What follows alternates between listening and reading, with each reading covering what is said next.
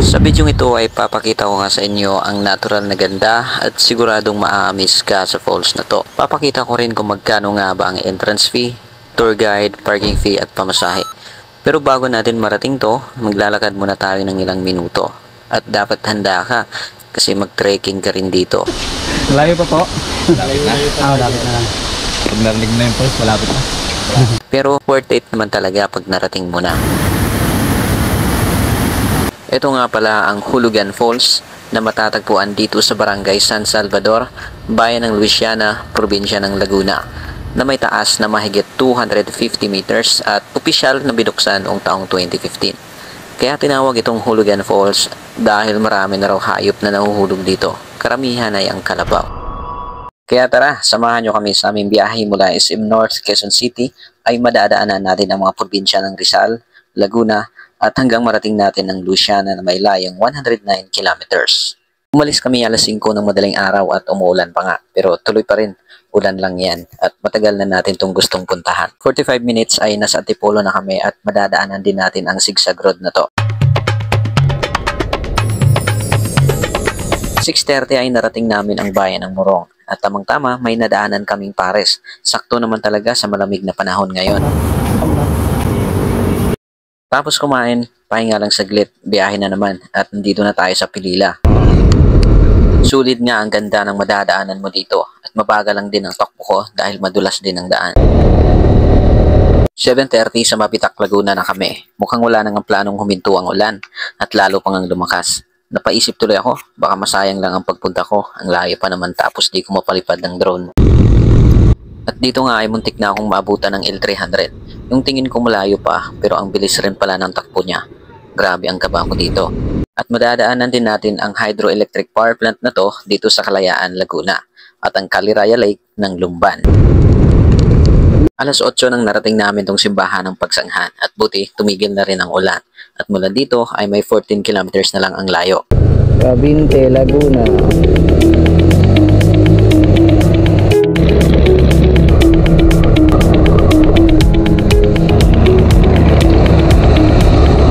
Dito? Okay, liliko tayo dito. Sa kanan. Ito yung bayan. Search mo na rin sa Google Map, Hulugan Falls, para di ka na lumagpas kung saan ka liliko. Dito? Falls. Ah, dito. Dito ba yung ano? Pa-falls po? Thank you. Ah, ito pala yun. Yung Hulugan Falls. Barangay San Salvador. Po? Dito po kami nakausapin kayo dyan. Oo nga. Ay, dito. Isang umaga. Hulugan po kayo, sir. Oo. Dito po, sir, ay binibigyan po ng guide. Oo, magkano? Ang minimum po namin sa tour guide, 500. Tapos po sa registration, 50 pesos. Ang sa parking naman po, 25. 25. Pagdating po ng parking yan, sir, nasakay pa tayo ng tricycle, 20 pesos per head. Hindi pwedeng diretso yung motor. Ay, hanggang parking lang, sir, hanggang doon sa may registration. Asan dito yung registration? Sa baba po, tutuloy po ba kayo? Oo. Hindi po, sunod na lang po kayo sa akin. Ah, sige, sige. Ako po magiging guide niyo, sir. Ah, sige, sige.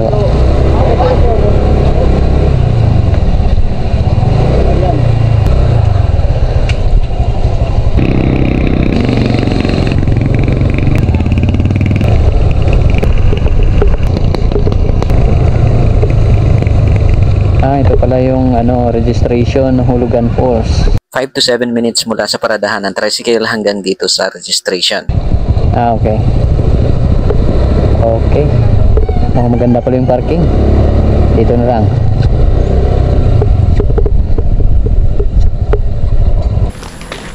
Dito na lang po muna yung gamit. Ah, dyan na lang po yung gamit. Patos dito sa baba. Ah, okay. Yung po dito. Ah, ito pala yung mga falls. Hidden Falls, Hulugan, Talay. Ano yan? Kada falls may ano? May ano, sir? May bayad? Hindi, sir. Ang minimum namin dito, 500. Sa lahat na po yan. Dito, ang babayaran nyo muna, sir, dito, itong 50 pesos sa registration. Tsaka yung pagsakay natin sa tricycle. Yung guide fee naman po, pagbalik na lang natin. Ah, okay. Pagkatapos ng briefing ay sasakay na tayo ng tricycle. Kung may sasakyan kang dala, hanggang parking lang at required nating mag-tricycle for 25 pesos papunta at 25 pesos din pabalik.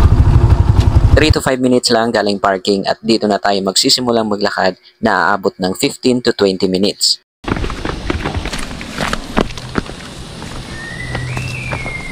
Kunin ang ibon ng naririnig natin dito ah. Oo.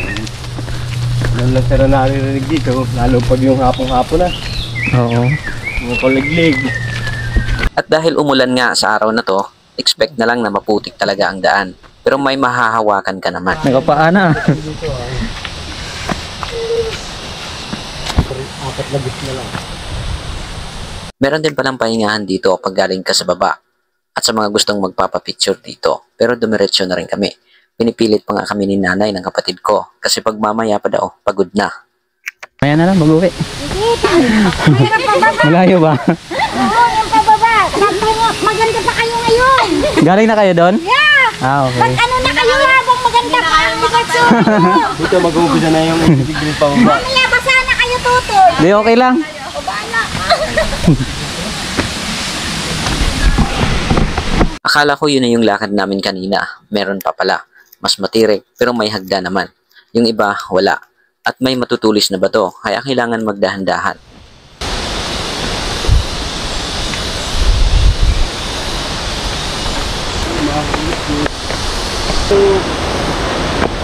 Lunes hanggang Pero pag siyam kayo, isang tour guide lang. sala, bibigay tayo sa Pag 10, dalawa na. dalawa na yun. Oh, Wala nang tao rito.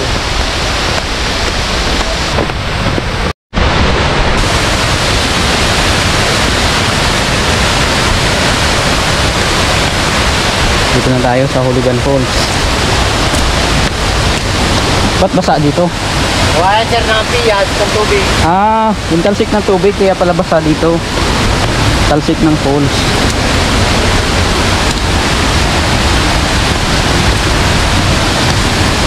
Oo nga no.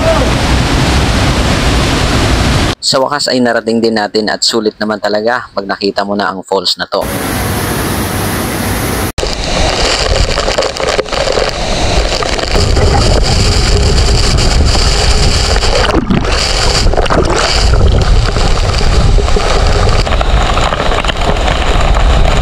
Kaya ano pang hinihintay mo? Sama mo na to sa bucket list na dapat mo ring mapupuntahan kasama ang mga kaibigan mo bago matapos ang taong to.